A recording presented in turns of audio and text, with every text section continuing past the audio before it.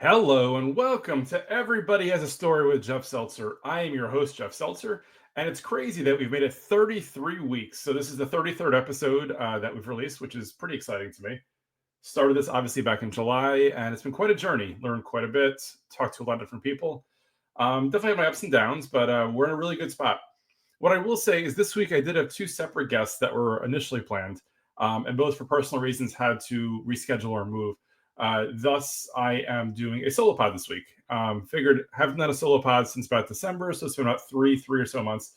So give me some time to kind of talk, think through, work through, and share what's been on over the last few months, anything new and stuff like that. So first off, I wanted to talk about yesterday. I went to a wrestling convention. I know. Half my audience is shut down at the word wrestling. But went to a wrestling convention all the way out in Long Island. Shout out to Zach Linder. Shout out to Dana and all the other people that I saw out there yesterday. Firstly, I wanted to mention Long Island from anywhere in New Jersey is a bit of a trek. Took roughly an hour and a half to hour 45 to get out there, and then early afternoon about 2 hours to get back. So right off the bat, the commute wasn't necessarily optimal. I will say that I do prefer going to conventions and shows in Jersey because they are a little easier to get in and out of, and just different situation. In any event, what drew me to the show was the fact that it had a number of wrestlers and people attending that I hadn't seen or gotten pictures with before. Lots of really cool names like the wrestler formerly known as Sasha Banks, Indy Hartwell. Always love seeing Danhausen, always a fan favorite, always fun at conventions like this. A few others as well, but most specifically, I would say the one that I hadn't ever had the opportunity to meet before was a 7-foot wrestler by the name of the Great Khali. While I would say all the meets that I had yesterday were a lot of fun, really cool, and made for some great pictures, Khali was different and made for a great picture for another reason. So while I try to keep it positive on this podcast whenever possible, Khali was a situation where after I paid my money, went to get a picture taken with him, he was staring at his phone and had an AirPod in, which based on what him and the other wrestlers are getting paid really feels kind of weird. So it's an odd situation. I ended up only posting the picture that ended up looking the best. I did have a bunch of other pictures where he was staring at his phone, picking his nose or staring at the space. But with that said, at the end of the day, I guess I got what I paid for and everything worked out as it should have. Also, shout out to my buddy Daniel, who was out there with me. He met me there as he was doing a bit of a New York weekend. He trained out there while I did drive to the show. If you did want to see any of the pictures from yesterday's show, you can check me out personally at Seltzer77 on Instagram. Beyond that, obviously the show Instagram, as I always share, is at Everybody Has a Story Pod. My personal website, which I guess is still the official sponsor of the show, you can find that all things Jeff Seltzer at jeffseltzer.com. You can reach out to the show directly via email at everybodyhasastorypod at gmail.com. Reminder, we are on all podcast platforms, so anywhere you can find a podcast, you can hopefully find the show.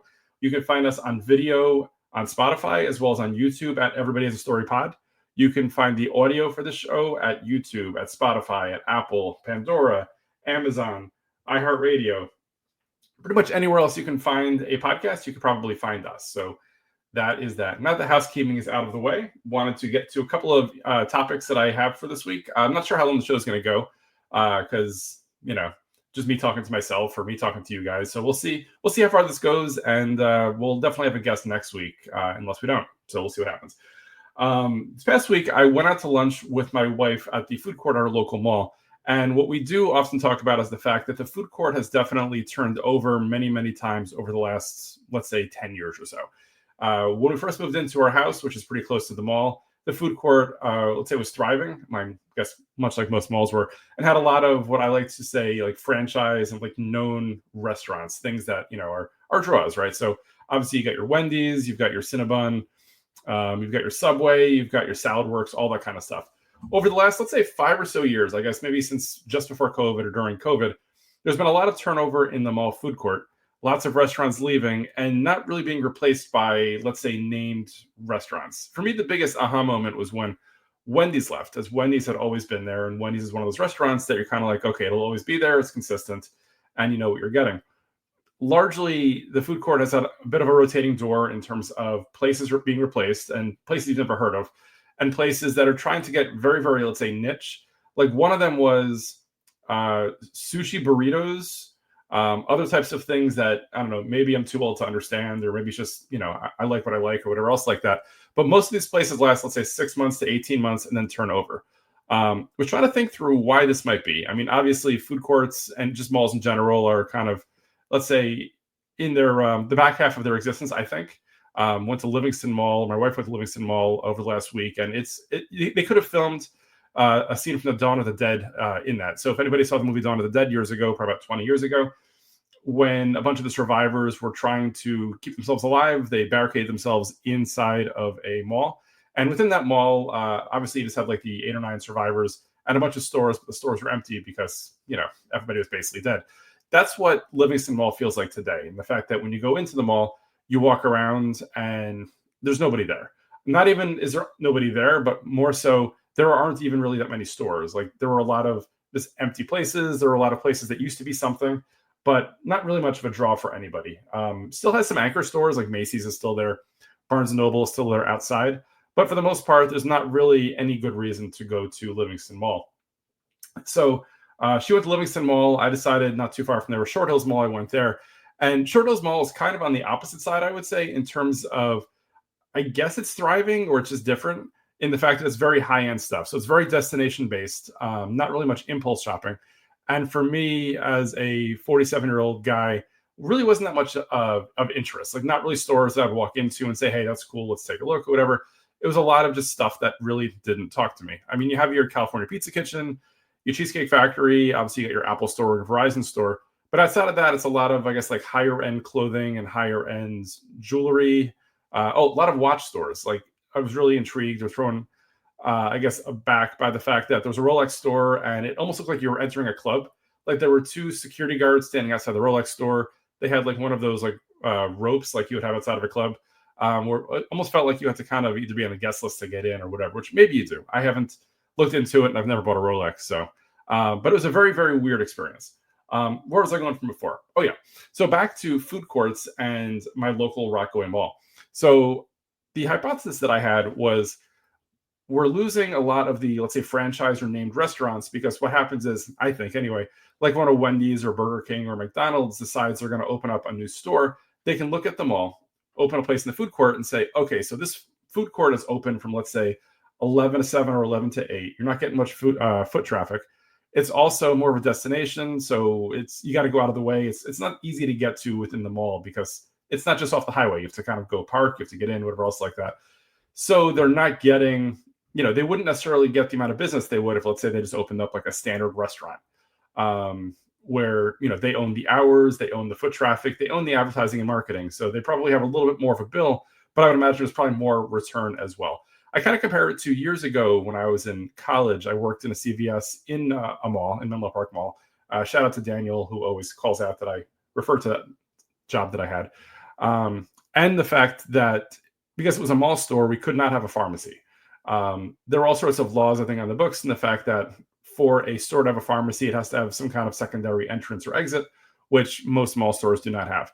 So fast forward to 2025, and CVS has pretty much closed down all of their mall stores. So I worked in the Menlo Park Mall, CVS store, not there anymore. I worked in the Bridgewater Mall, CVS store, not there anymore. I worked in the Brunswick Square Mall store, not there anymore, Woolbridge Center, etc. So in college, I did work in a bunch of different CVSs, all mostly in malls, and CVS strategically has pulled out of those locations, which I think makes sense because pharmacy is a huge piece of it.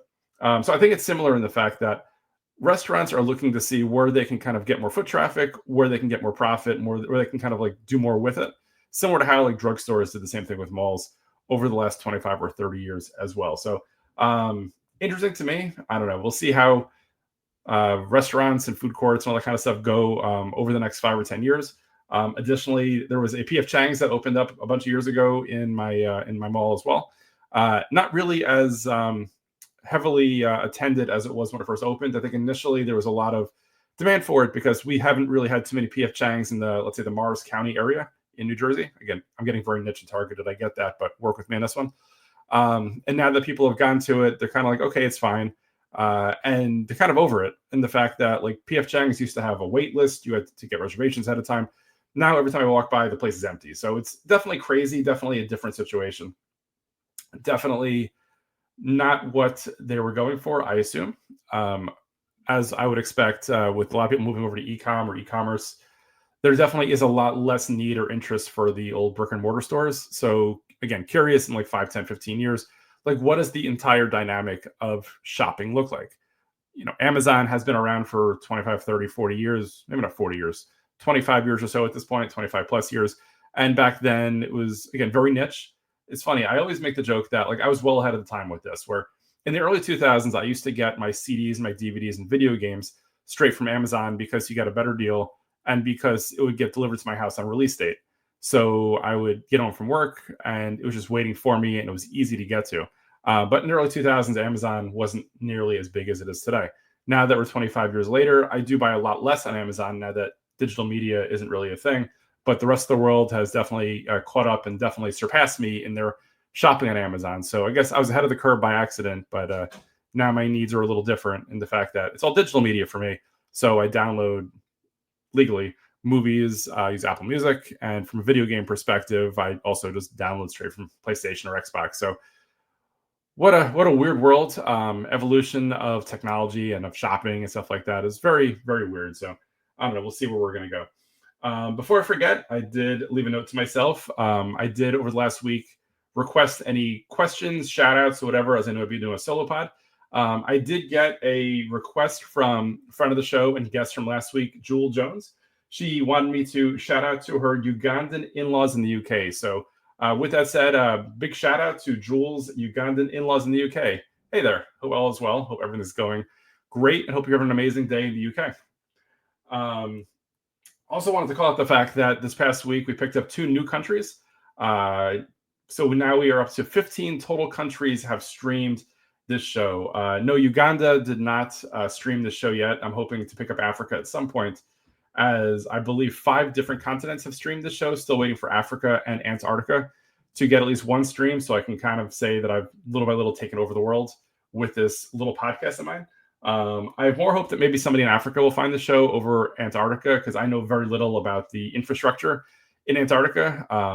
I also assume there's not many people living up there, and if they are, this probably isn't a focus of theirs to listen to podcasts or specifically an all over the place podcast like mine tends to be at times. So 15 countries is pretty wild. Let's see how many more we can get by the 1-year anniversary of the show, which would then be in July. So we'd be around like 45, 50 episodes or so.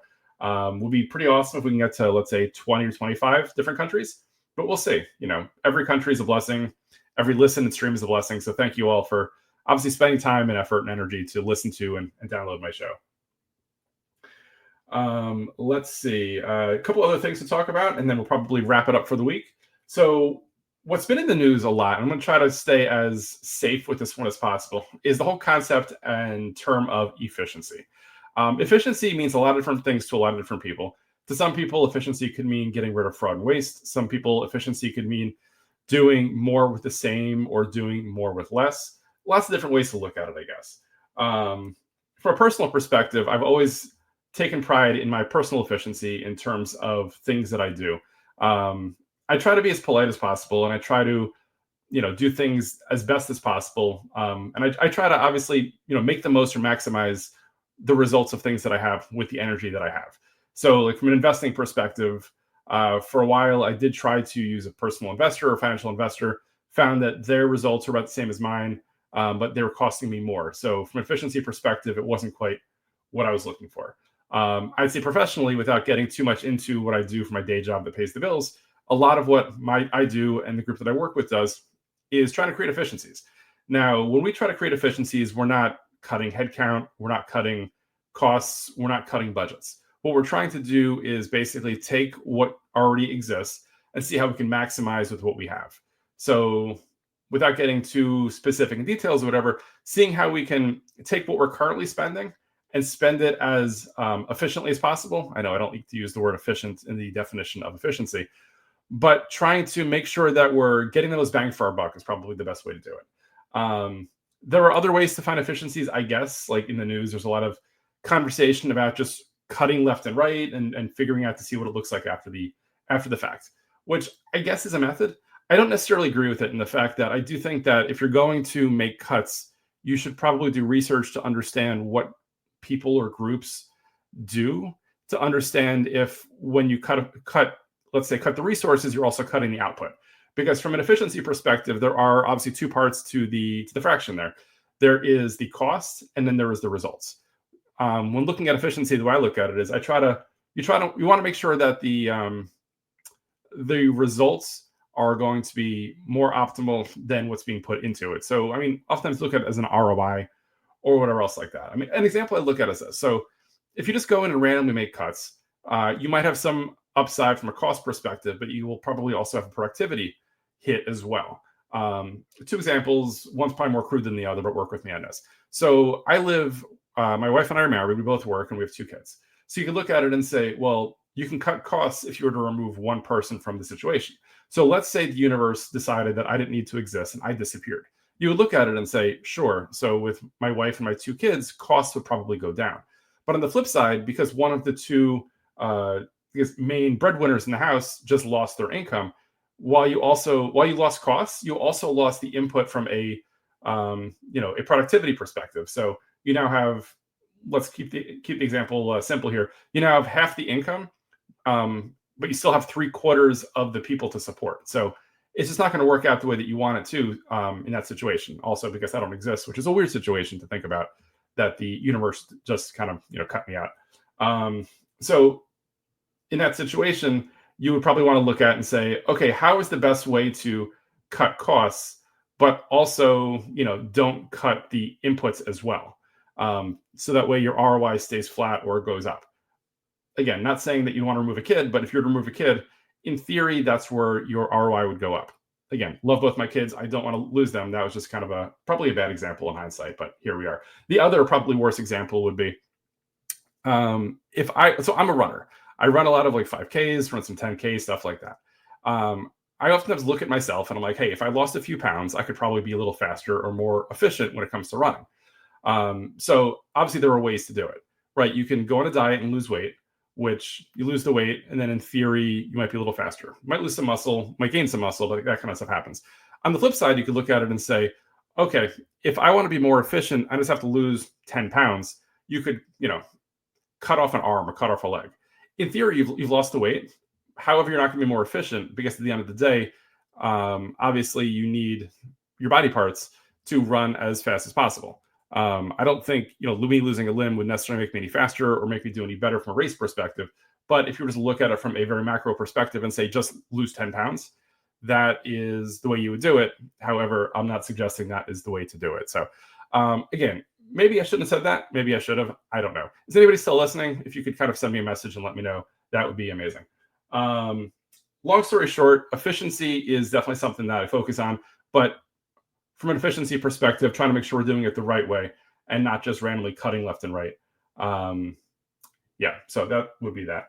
Another question that I had, which might go into the efficiency question, but maybe not, is my podcast, and personally, I'm on pretty much all social media except for on Twitter or X. Is that strategic? Is that because you're bored with X? Why are you on X? So it's a great question. What I will say is this, and again, it is what it is, I guess, at this point. We've already kind of opened up the barn doors. I am not on X, or I'm not on Twitter, largely because of the changes that have happened over the last few years. So Twitter, X, whatever you want to call it, it's become a little bit more of a cesspool versus where it was years ago. So now I'll say Twitter was never a great place, but it was always a good enough place to get information and find things. It's definitely changed a lot over the last couple of years, at which point I eventually discontinued my personal use. And when I started the podcast, I never ended up going and opening up a X account for those reasons. Definitely a weird place. Feels like it's not very moderated, so it definitely is too much of the Wild West for me. Additionally, the owner of X recently retweeted something basically saying Hitler wasn't that bad, and blaming the people that work for him. So I don't know that's necessarily a place that I would want to be affiliated with. So again, very controversial take, and I get that, but this is where we are today. So at the end of the day, that's why I am not on X or Twitter, but I am obviously, as I mentioned before, on Instagram. I'm on Facebook. I am on YouTube. And I've also shared all the different podcast platforms that I've put this on over the last 6 months. So that would be that. Last thing to talk about before we call it a day is another question came up was a while ago, I teased the fact that I would talk a little bit about personal finance in terms of my my interest in terms of what I do, how I help people, and stuff like that. So what I will say is just a reminder: I'm not a CPA, I'm not an official professional tax advisor. Everything that I do in my own personal finance is largely out of my own life and experiences where I've made mistakes, but at the end of the day, I've tried to learn from them and try to make the most of where I am today. So, and I've done okay with it, I would say. So here's what I will say. Over the last number of years, I've tried to look at my personal finance in a way that keeps it as simple as possible, as efficient as possible, and I try to see what I can do to grow as quickly as possible, but being risk averse as well. So not putting all my money into one specific place or anything like that. Bunch of years ago, I think I'd mentioned I tried using a personal finance advisor. Didn't love the experience, especially in the fact that personal finance advisors are oftentimes compensated on the total assets they're holding of yours, and not necessarily the results. So let's pretend for a second I gave the advisor $100,000 to invest on my behalf across brokerage, IRA, and stuff like that. If let's say the market is flat or down, so let's say the market is flat. So if a year later I have $100,000 still because the market, was flat and they didn't really do anything to grow my money, they're still making their money because they take a flat percentage of the assets, as opposed to, I win and they win together. So in this situation, they've won and I've actually lost because while in theory my money should be equal, I've now paid them to keep my money flat, which I didn't love the situation. Additionally, for me, I ended up, still doing my own research on stocks, finance, and stuff like that. And for me, it just really intrigues me and opened up kind of my interest a lot more to it. So after about a year and a half of working with them, I ended up pulling it back. So after pulling it back, I did start digging deeper into, okay, how do I control and manage my personal finances in a better way? So first thing I wanted to do was get all of my finances into one place. So I do have a spreadsheet. I do recognize that not many of my listeners watch this via video, so I'm going to try to talk through it as best as possible. If you have any questions, send me a message on either Instagram or via Gmail, and I will help you out, or I can even share my my template spreadsheet if that helps you out any either. So what I do on the first tab of my my template spreadsheet is I almost create like a custom personalized P&L where I have all of my different assets and liabilities in one spot. So bank accounts, investments, college funds.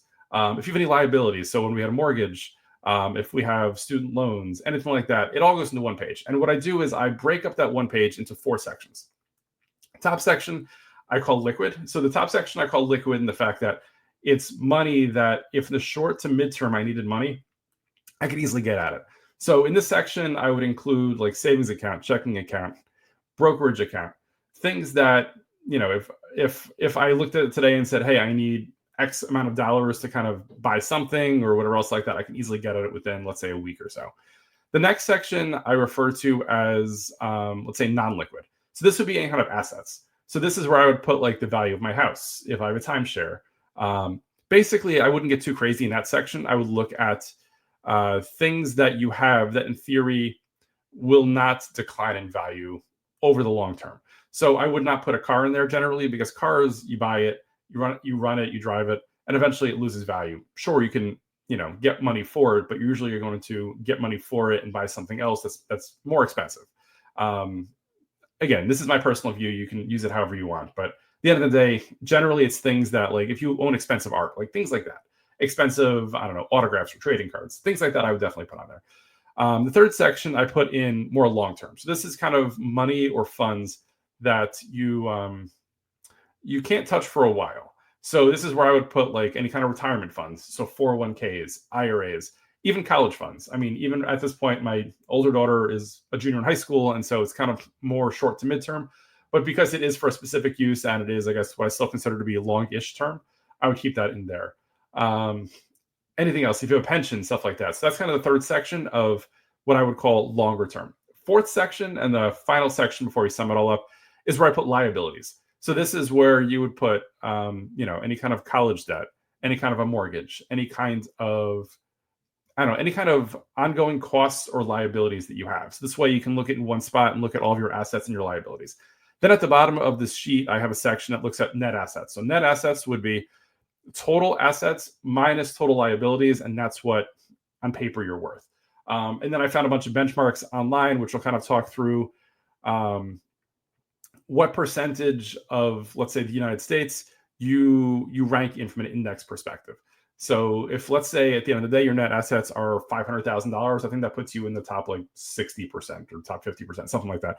And anyway, I think it was like Business Insider. There's a couple of websites that I've seen benchmarks on, which are interesting because depending upon where you live and what your costs are and how much money you have, it's tough to look at it and say, am I rich? Am I not rich? Whatever else like that. But looking at an index that looks at the entire country definitely helps to get a sense of what is my value and how am I doing versus others. Am I rich? Am I poor? Am I doing well enough? Am I average? What does that look like? At the end of the day, for me, that's interesting. And if I'm having a tough day, I can look at it and say, well, I have this. This is what I have. I'm doing better than X percent of the country. That's good, that's not good, whatever else like that. And obviously, your situation will vary. So that's how I look at my personal finances as a whole. The spreadsheet that I have also has a page for a budget. So this way, what I do is I get a sense of how much I spend each month, what costs are coming in, and then after paying them, I can get a sense of how much money is left over so I can figure out how much I have that I can invest, whether it be in brokerage account, savings account, kids' college funds, all those types of things. And then over the course of the year, I can look at it and say, okay, based on my annual budget, I figure I could probably save or invest X percent. It also lets you know how much you can spend on vacations, or if, let's say, you wanted to, refurbish your kitchen, you could look at it and say, hey, is this something that we can afford? Or is this something we should take a loan for, or kind of punt to another year? So for me, the more data you have in these types of situations, the better, so you can make better, more educated decisions as opposed to, doing something on a whim and afterwards not necessarily understanding how you ended up where you ended up. Beyond that, I do have a bunch of other tabs in that file which look at things that get a lot more crazy. So does a lot of modeling to see, based on where we currently are and based on how much we plan on investing or saving or spending over the next number of years, if, let's say, I wanted to retire in a certain year, how much we should expect to have there based on the growth rate of the investments, based on the amount we're adding incrementally to invest it, and things like that. So a lot of cool stuff there that I've been using. It's not for everybody. I mean, for me, I'm a data geek, so this is the kind of stuff that I do enjoy. But not everybody will thrive in this. If you have any questions or if you want to see something more specific, reach out to me. Let me know. I'm always happy to help. I've helped lots and lots of people with this kind of stuff. So really excited to, help people educate themselves in it, because I think schools have gotten better. But like when I went to school, there was no personal finance conversation or education. At home, I got very little education or support in terms of what makes sense, how to invest, how to save, how to spend, stuff like that. So yeah, the more you know, I guess, right? Beyond that, I would say other resources that I tell people about that oftentimes they don't know about is, I'm old enough to remember when I used to get an annual statement in the mail from the Social Security Department.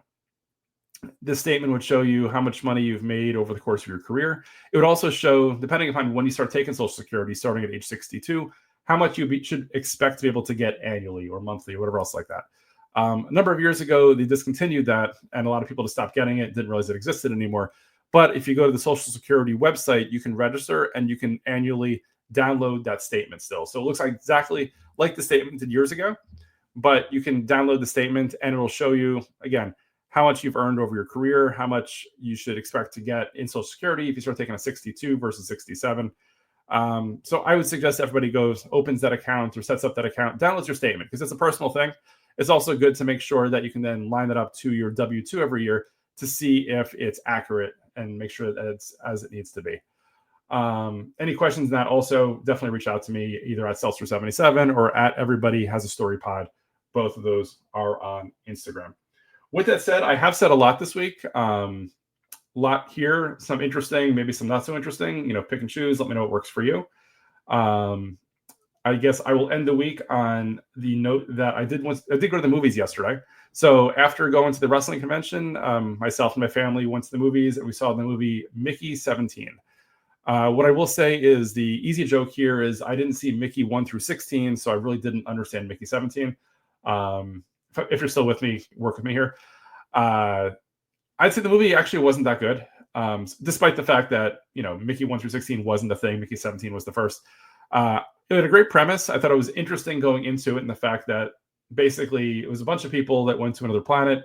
They could 3D print people, and as somebody would die, they would basically just recreate that person again. I thought it was a cool concept. I thought it got a little too cute for its own good. Also, it was 2 hours and 17 minutes, which was probably about 45 minutes too long for this specific movie. A lot they could have cut out. Definitely wait for streaming or just, don't watch it at all, I would say. Later today, I'll be watching the movie Novocaine, which I'm really excited about. Hopefully, I will have a comment or two about it next week. I'll let you know. I know a friend of the show, John Cevallos, always says that I see movies and talk about that I'm going to see a movie, but never talk about what I thought about it. So again, wanted to check off the box there. Mickey 17, you can probably do without. Novocaine, I haven't seen it yet, so I don't know. I did see the movie Heretic this past week, which was in theaters last year and went to Max this past week, I believe. Stars Hugh Grant and a couple of other actresses who I don't believe I've ever seen before.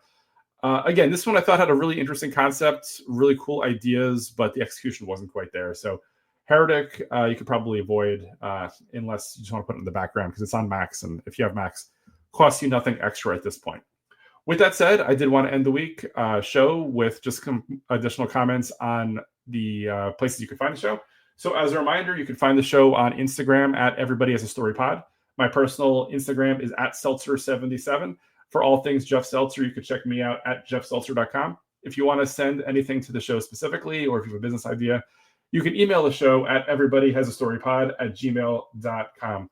Reminder, we are on all podcast platforms. So we are on YouTube at Everybody Has a Story Pod in video and audio. Spotify, we're on both video and audio. We are on Amazon. We are on Apple. We are on iHeartRadio. We are on Pandora. We are on Good Pods. We are everywhere else. So that is that. Last thing, just before I sign off for the week, is I will probably be taking off most of April as I do have a very, very busy April.